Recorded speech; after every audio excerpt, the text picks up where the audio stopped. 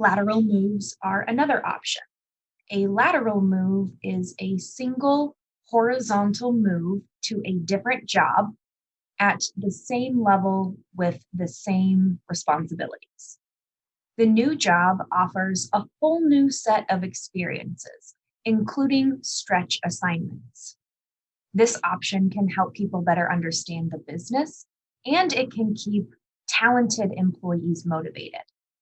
If some jobs can't provide stretch assignments and challenging work is important to the job incumbents, a lateral move might be the best option.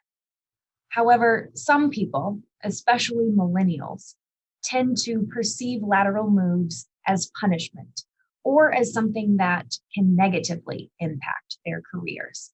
The research, however, does not support these negative consequences.